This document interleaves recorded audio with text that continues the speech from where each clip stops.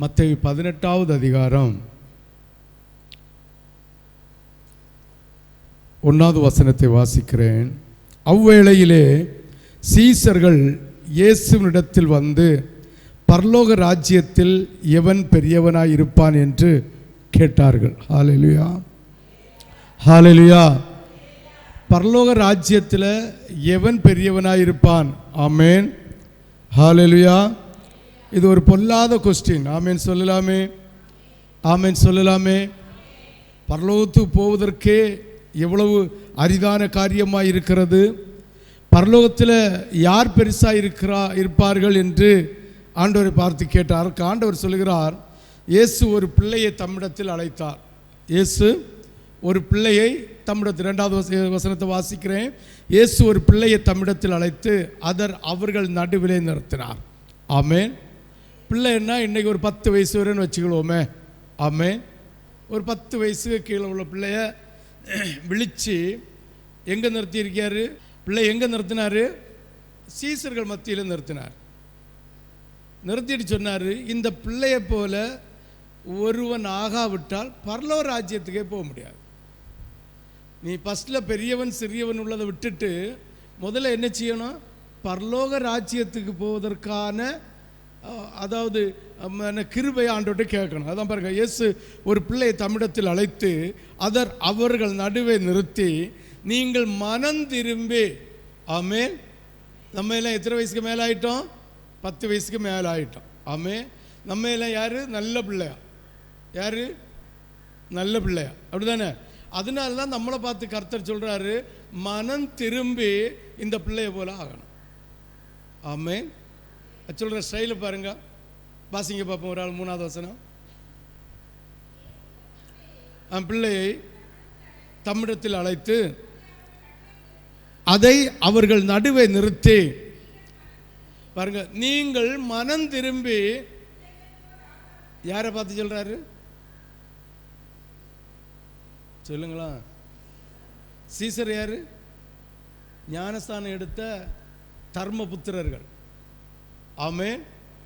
அவங்கள பார்த்து தான் சொல்றாரு, நீ மனம் திரும்பி இந்த சின்ன பிள்ளைய போல் ஆகாவிட்டால் தேவனுடைய ராஜ்யத்துக்கு என்ன செய்ய முடியாதான்? பாருங்க, மனம் திரும்பி பிள்ளையை போல் ஆகாவிட்டால் பரலோக ராஜ்யத்தில் பிரவேசிக்க மாட்டீர்கள் என்று சத்தியமாக உங்களுக்கு சொல்றேன். ஆமென், ஹல்லேலூயா. 10 வயசுக்கு கீழே உள்ள பிள்ளைகளை போல, 10 வயசுன்னா சொல்ல முடியாது இல்லையா, ஒரு 7 வயசுக்கு கீழே உள்ள பிள்ளைகளை போல நாமும் யாரு? சீசர்னா யாரு? மூழ்கி ஞானஸ்தானம் எடுத்தவன், பந்தியில் கை போடுகிறவன், ஆண்டவருக்கு பிரியமா இருக்கிறேன் என்று வெளி வேஷத்தை போடுகிற அத்தனை சீசர்கள், அத்தனை தேவனுடைய விசுவாசிகளும் என்ன செய்யணுமா? மனம் திரும்பி இந்த சின்ன பிள்ளைய போல ஆகாவிட்டா எங்க போக மாட்டியா? சொல்லுங்களாம் சத்தமா. எங்க போக முடியாது? சீசர்கள் போய் கேட்குறாங்க, நாங்கள் 12 பேர் இருக்கோம், 12 பேரில் யார் பரலோகத்தில் பெரியவனாக இருப்பாங்க? அப்போ அங்கேயே அந்த குசும்பெல்லாம் நடந்திருக்கு. ஆமே. அவர் சிரிச்சிருப்பார் இல்லையா? அவர் நக்கல் அடிச்சிருப்பார், அடிச்ச மாட்டாரா? உடனே அவருக்கு சிரி வந்துடும். நீங்கள் இன்னும் பரலோகத்து போக்கே பரிசுத்தாவே பரல, பரலோகத்து போக்கே இன்னும் ஆயத்தமாகல, இதுக்கல்ல யார் பெரியவன் சிறியவன்? அவர் அழகா ஒரு ஓமையை சொல்லியிருக்கிறார். ஒரு பிள்ளைய விழித்து, என்கிட்ட கேட்டால் ஒரு 7 வயசுக்கு உள்ள பிள்ளைய விழித்து அவர்கள் மத்தியில் நிறுத்தினார். யாருங்க? சீசர்கள் மத்தியில் நிறுத்திட்டு சொன்னார், நீங்கள் ஒருவன் மனம் திரும்பி இந்த சின்ன பிள்ளையை போல் ஆகாவிட்டால் பரலோக ராஜ்யத்தில் பிரவேசிக்க மாட்டீர்கள் என்று சத்தியமாக உங்களுக்கு சொல்லுகிறேன். ஒரு விஷயம், அந்த வசனத்தை வாசிங்க. ஆகையால் நீங்கள் மனம் திரும்பி பிள்ளையை போல ஆகாவிட்டால் என்று மெய்யாகவே சத்தியமாக உங்களுக்கு சொல்லுகிறேன். ஆமே. யாரெல்லாம் சின்ன பிள்ளை போல இருக்கிறது பாருங்க. அந்த சின்ன பிள்ளை தாண்டி ஒரு 12 வயசு, 13 வயசு, 14 வயசு, 15 வயசு ஆகும்போது முதல்ல சிகை அலங்காரத்தை, பாய்ஸ் அண்ட் கேர்ள்ஸ் சிகை அலங்காரத்தை சீர்கெடுக்கிறார்கள். அடுத்த வஸ்திரங்களை அணிகிறதை சீர்கெடுக்கிறார்கள். அப்போ அவங்களுடைய இருதயம் திருக்குள்ளதாய் மாறுகிறது. அதனால தான் சீசர்கள் கேட்டாங்க, பரலோகத்துக்கு போனால் நீ தேவனுடைய ராஜ்யத்துக்கு வந்தால் எங்களில் யார் பெரியவன் யார் சிறியவன் கேட்டாங்க. அந்த திருக்குள்ள இருதயம் வருவரைக்கும் உள்ள சிறு பிள்ளையை போல நம்முடைய உள்ளம் மாறி திருக்குள்ள இருதயம் இல்லாத இருக்கிறது வரைக்கும் தான் அவருடைய ராஜ்யத்தை போக முடியும், மற்ற மாதிரி போக முடியாது. ஆமென், ஹல்லேலூயா. ஆகையால் இந்த பிள்ளையை போல தன்னை தாழ்த்துகிறவன் எவனோ அவனு பரலோகத்தில் பெரியவனாக இருப்பான். எப்படி? முதல்ல சின்ன பிள்ளையை போல பாருனாதான் எங்கே போவ? பரலோகத்துக்கு போவ. இந்த இந்த இந்த சின்ன பிள்ளைய பாருங்க, என்ன செஞ்சாலும் சிரிச்சிட்டு போவோம், என்ன செஞ்சாலும் சிரிச்சிட்டு போவோம். இந்த சின்ன பிள்ளை தான் செம்மறி ஆட்டுக்கு சமம். இந்த சின்ன பிள்ளை தான் செம்மறி ஆட்டுக்கு சமம். நம்ம கழிஞ்ச மாதத்தில் தியானித்தோம், வெள்ளாடு செம்மறி ஆடு இல்லையா? பரலோக ராஜ்யத்துக்கு போகிறது யார்? நமக்கு இப்போ மாதத்துக்கு ஒரு நாள் 2 நாள் இந்த பரலோக ராஜ்யத்தை பற்றி கர்த்தர் சொல்லி தந்து கொண்டே இருக்கிறார். ஆமே, ஏனென்று தெரியவில்லை, ஒருவேளை அவருடைய வருகை சமீபமாக இருக்கலாம். ஆமேன், ஹல்லேலூயா. அவருடைய வருகை எப்படி இருக்கலாம்? சமீபமாக இருக்கலாம். ஹல்லேலூயா, ஹல்லேலூயா. சொல்கிறாரு, நீ முதல்ல பெரியவன் சின்ன உள்ளதெல்லாம் விட்டுரு. யாரை பார்த்து சொன்னார்? சீசர்னு அர்த்தம் என்ன? ஞானசானம் எடுத்த கழுதையே தான், ஞானசானம் எடுத்த காட்டு கழுதையே தான், அவருக்கு வேலையை செய்ய தீர்மானிக்கிற காட்டு கழுதையே தான் சொல்றார். முதல்ல பெரியவன் சிறியவன், 2வது இருக்கட்டு, நீ இந்த பிள்ளைய போல மனம் திரும்பி இந்த பிள்ளைய போல ஆகாவிட்டால் சத்தியமா நீ என்னுடைய ராஜ்யத்துக்கு வரமாட்டேன்னு சொல்றார். அடுத்த வசனத்தை வாருங்க. ஆகையால் இந்த பிள்ளையை போல் தன்னை தாழ்த்துகிறவனோ அவனோ பரலோக ராஜ்யத்தில் பெரியவனாக இருப்பான். அப்போ இந்த திருக்குள்ள மனசும் வாது சூது இல்லாத மனசும் மற்றவர்களுக்கு இடரல் உண்டு பண்ணாத மனசுமா இருக்கிறவன் எவனோ அவன் ஒருவனே தேவனுடைய ராஜ்யத்தில் பிரவேசிப்பான். ஆமென், ஹல்லேலூயா, ஹல்லேலூயா. 5வது வசனம், இப்படிப்பட்ட ஒரு பிள்ளையை என் நாமத்தின் நிமித்தம் ஏற்றுக்கொள்ளுகிறவன் என்னை ஏற்றுக்கொள்ளுகிறான். ஆமென், ஹல்லேலூயா. சத்தமா இருக்க வாசிங்களா? பரலோகத்திற்கு போவதற்கு ஆயத்தமாயிருக்கிற சிறுபிள்ளையை போலத்த ஒருவனை வாசிங்க. இப்படிப்பட்ட ஒரு பிள்ளையை என் நாமத்தின் நிமித்தம் ஏற்றுக்கொள்ளுகிறவன் என்னை ஏற்றுக்கொள்ளுகிறான். ஹல்லேலூயா. ஆண்டவருடைய நாமத்தின் நிமித்தம் இயேசுவை ஏற்றுக்கொள்ளுகிற ஒருவன், இப்படிப்பட்ட பிள்ளையை ஏற்றுக்கொள்ளுகிறவன் பரலோக ராஜ்யத்துக்கு உடையவனாக இருக்கிறான். ஹல்லேலூயா. யாருக்கு விளங்குது? விளங்குறவங்க மட்டும் 2 கைகளையும் வானத்துக்கு நேர உசத்தி 3 அல்லேலூயா சொல்லிட்டு கையை கீழே வைக்கலாமே. என்னிடத்தில் 6வது வசனம், என்னிடத்தில் விசுவாசமா இருக்கிற இந்த சிறியலுக்கு ஒருவனுக்கு. நம்ம எங்க பார்த்தோம்? பரலோக ராஜ்யத்துக்கு போவதற்கு ஆயத்தப்பட்டிருக்கிற செம்மறியாடும் நரகத்துக்கு போவதற்கு ஆயத்தப்பட்டிருக்கிற வெள்ளாடையும் பற்றி வாசித்தோம். அப்பதான் சொல்றாரு, இந்த நிற்கிறவள சிறியவனுக்கு ஒருவனுக்கு எதை செய்தியோ அதை எனக்கு செய்தா என்று ஆண்டவராகி. அப்ப சிறியவன் என்ன? சிறுபிள்ளை தனம், குழந்தை தனம். எப்போ ஒருத்தனுக்கு ஒருத்திக்கு குழந்தைதனை மாறி இருதயத்தில் நான் என்கிற ஆங்காரம் வருதோ அவன் சபிக்கப்பட்ட சந்ததியாய் போய் விடுவார்கள். ஆமே. எப்போ ஒரு குழந்தைதனத்தை விட்டுட்டு ஒரு பிள்ளைதனத்தை விட்டுட்டு நான் என்கிற ஆங்காரம் தலையில் உடையில் செயலில் சொல்லில் சிந்தனையில் எப்போ வருதோ அவன் நாசமடைஞ்சு போகிறார்கள் என்பதை நாம் புரிந்து கொள்ள வேண்டும். 10 வருஷத்தில் எத்தனை அனுபவங்களை கர்த்தர் தந்திருக்கிறார். ஹல்லேலூயா, ஹல்லேலூயா. பாருங்க, இப்படிப்பட்ட ஒரு பிள்ளையை நாமத்தின் நிமித்தம் ஏற்றுக்கொள்ளுகிறவன் என்னை ஏற்றுக்கொள்ளுகிறான். என்னிடத்தில் விசுவாசமா இருக்கிற இந்த சிறியரில் ஒருவனுக்கு இடரல் உண்டாக்கிறவன் எவனோ அவனுடைய கழுத்தில் இயந்திர கல்லை கட்டி சமுத்திரத்தில் ஆழத்தில் அவனை அமிழ்த்துகிறதே அவனுக்கு நலமாயிருக்கும். நம்ம வாசித்திருப்போம். இந்த 18வது வசனம் அதிகாரம் மத்தையெல்லாம் ஒரு 100 தடவையாவது வாசித்திருப்போம்.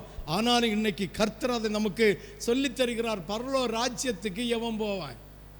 ஆமே, ஹல்லேலூயா.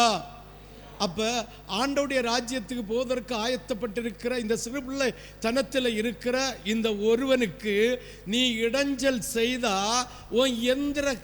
உன் கழுத்தில் எந்திர கல்லை கட்டி நடுக்கடலில் போடல சமம். அதுதான் கர்த்தர் நேற்று தந்த சாட்சி. ஆராதனை நேரத்தில் நக்கலடித்த ஒருவனை கடிந்து கொண்டு அவர் அந்த அந்த அந்த சமூகத்தை விட்டு அப்புறப்படுத்தினார். இன்னைக்கு தான் கேள்விப்பட்டேன், இன்னும் நேரத்தில் அந்த அந்த 3 வருஷம் முடிவதற்கு முன்னாலே, 3 வருஷத்துக்கு முன்னாலேயே, அந்த கோல்ஸை முடிக்க முன்னாலே மெண்டல். ஆமென், ஹல்லேலூயா, ஹல்லேலூயா. அப்ப அந்த சிறியரில் ஒருவனுக்கு எதை செய்கிறீர்களோ அதை கர்த்தருக்கு செய்தது. அந்த சிறியவனை இடரடைய செய்தால் உங்களுக்கு கழுத்தில் என்னதான் கட்டுவாராம்? எந்திர கல்லை கட்டி நடு சமுத்திரத்தில் அமிழ்த்துகிறது. அவனுக்கு நலமாயிருக்கும். இப்படிப்பட்டவன் பரவாமல் இருக்கிறது அவனுக்கு பாக்கியம். இது இந்த வார்த்தை யாரை பார்த்து சொன்னார் ஆண்டவர்? யூதாசை பார்த்து சொன்னார். தேவ நீதி நான் மரிக்கிறது பிதாவின் ஆதீனத்தில் எழுதப்பட்ட ஒரு நீதி. இது நான் மரித்தே ஆகணும். ஆனால் இது எவனால் ஆகிறதோ அவனுக்கு ஐயோ, அவன் பரவாமல் இருக்கிறது அவனுக்கு பாக்கியம் என்று சொன்னார். ஆமென். இப்போ ஒரு ஊழியக்காரன் திட்டு வாங்கிறது, பேச்சு வாங்கிறது, அது நிமித்தம் அவனுக்கு கிருபைகளை கூட்டி கொடுக்கிறது, அதில் அவன் பொறுமையோடு தாழ்மையோடு சிறுபிள்ளைத்தனமாய் இருப்பானால் பரலோக ராஜ்யத்தில் அவன் ஆசாரியனாகவும் இல்லை தேவனுடைய சமூகத்தில் மகிமையான இடத்திலும் கொண்டு வைப்பதற்காக இந்த உபத்திரவத்தை அடைய செய்கிறது அது நிச்சயம். ஆனால் இந்த உபத்திரவத்தை உண்டாக்குறவன் பரவாமல் இருக்கிறது நலமாக இருக்கும். ஆமென். யாருக்கு விளங்குது? யாருக்கு விளங்குது? ஹல்லேலூயா, ஹல்லேலூயா, ஹல்லேலூயா, ஹல்லேலூயா, ஹல்லேலூயா. பாருங்க, இடரல்களின் நிமித்தம் உலகத்துக்கு ஐயோ. இடரல்கள் வருவது அவசியம். ஆனாலும் எந்த மனுஷனால் இடரல் வருகிறதோ அவனுக்கு ஐயோ. இப்படி இருக்கு நம்ம சபையில் இருந்து போன ஒரு 8-10 கேஸுகள் இப்படி இருக்கு. ஆமென். அதான் ஒருத்தன் இடரல் உண்டாக்குனா அது ஐயோ தான். ஆமென், ஹல்லேலூயா. உன் கையாவது உன் காலாவது உனக்கு இடரல் உண்டுனா அதை என்ன செய்யணுமா? தரித்து போட வேண்டுமா? கையோ காலோ ஏதாவது ஒன்று இடரல் உண்டானுக்குன்னா என்ன செய்யணுமா? தலை இடரல் உண்டாக்குன்னா தலையை தரிச்சு போடணும். ஆமென். யாருக்கெல்லாம் புரியுது? கை இடைஞ்சல் உண்டானா கையை என்ன செய்யணும்? தரிச்சு போடணுமா? கால் இடைஞ்சல் உண்டாக்குன்னா காலை என்ன செய்யணும்? தரிச்சு போடணுமா? ஆமென், ஆமென். தரிச்சு போட்டா ஊன நாட்டு நித்தியத்துக்கு போகலாம். தரிச்சு போடாமல் இருந்தா எங்கே போகலாம்? நரகத்துக்கு போகலாம். அதனால உங்கள் தலையும் காலையும் ஒன்று விட்ட சொல்லலை. கையை ஆண்டவருக்கு பிரியமாவை, டாட் அடித்தாத, பச்சை குத்தாத, தலையை ஆண்டவருக்கு பிரியமாவை. வேதத்தில் சொல்லப்பட்டது போல நார்மலாக உனக்கு இருக்க அழகுக்கு தகுந்தது போல தலைமுடியை வெட்டு, இல்லை ட்ரெஸ் உடிக்காத, ஆண்டவருக்கு பிரியமாக விடு. ஆண்டவரை மகிமைப்படுத்தக்கூடிய காரியத்தை செய்யுங்கள், கர்த்தர் ஆசீர்வதிப்பார். இல்லாவிட்டா உங்கள் கழுத்தில் இயந்திர கல்லை கட்டி நடு சமுத்திரத்தில் போடுகிறது உங்களுக்கு லகுவாக இருக்குமா? எப்படி நினச்சி பாருங்க. இயந்திர கல்லுன்னா எத்தனையோ 1000 கிலோ எடை உள்ள கல். இதை கழுத்தில் கட்டி சமுத்திரத்தில் போடுறது லகுவாக இருக்குமா? நீந்தவும் முடியாது, முக்குளிச்சவும் முடியாது, மேலே எழும்பவும் முடியாது, ஒன்றும் முடியாது. ஆமென், ஹல்லேலூயா, ஹல்லேலூயா. உன் கண் அதை விட்டுருவோம். இந்த சிறியரில் ஜீவனுக்குள் பிரவேசிப்பது உனக்கு நலமாயிருக்கும். 10வது வசனம், இந்த சிறியரில் ஒருவனையும் அற்பமாய் எண்ணாதபடிக்கு எச்சரிக்கையாயிருங்கள். அவர்களுக்குரிய தேவ தூதர்கள் பரலோகத்தில் என் பரம பிதாவின் சமூகத்தை எப்பொழுதும் தரிசிக்கிறார்கள் என்று உங்களுக்கு சொல்லுகிறேன். இந்த இடத்தை நல்லா யோசித்து பாருங்க. உண்மையாயிருக்கிற ஊழியக்காரன் சபிக்க மாட்டான். உனக்கு இந்த பாடு வந்துடும், ஜாக்கிரதையா இரு, நீ என்னை அடிக்காதடா, என்னை திட்டாதடா, என்னை யாசாதடி, என்னை பரிகாசம் அடிக்காதன்னு சொல்லுவான். அவ்வளோதான். உனக்கு பாடு வந்துடுன்னு சொல்லிட்டு போயிடுவான், சபிக்க மாட்டான். ஆனால் அவனுக்காக கொடுத்த தேவ தூதர்கள் கர்த்தருடைய சமூகத்தில் நின்று பிதாவோடு முறையிடுவார்களாம். ஊழியக்காரனுக்கு கொடுத்திருக்கிற மேன்மை. உலகத்தில் பரிதவிக்கிறவங்க தான், உலகத்தில் ஏளனம் செய்கிறவங்க தான், உலகத்தில் ஒன்றும் இல்லாதது போல் இருக்கிற பைத்தியக்காரங்க தான். ஆனால் சிந்திச்சு பாருங்க, இந்த பைத்தியக்காரர்கள் என்று நினைக்கிற தேவனுடைய பிள்ளைகளாகிய இந்த சிறியரில் ஒருவனுக்கு எந்த ஒரு இடரலை உண்டாக்கினா அவன் சாபம் இட வேண்டிய அவசியம் இல்லை. அவன் சொல்றாங்க, பாஸ்டர் சாபம் போட்டு யாரு நோ, இந்த உபத்திரம் உனக்கு வராமல் இருக்கிறதுக்காக எச்சரிக்கிறது. அப்ப என்ன, அதாவது ஒரு ஊழியக்காரனுக்கு கொடுத்திருக்கிற தேவ தூதன் அப்பப்போது தேவனுடைய சமூகத்தில் பிதாவிட்ட இந்த ஊழியக்காரனுக்காக முறையிடுவானா. வாசிங்க அந்த வசனத்தை. இந்த சிறியரில் ஒருவனையும் அற்பமா எண்ணாதபடிக்கு எச்சரிக்கையா இருங்கள். அவர்களுக்குரிய தேவ தூதர்கள் பரலோகத்திலே சமூகத்தை எப்போதும் தரிசிக்கிறார்கள் என்பதை புரிந்து கொள்ள வேண்டும்.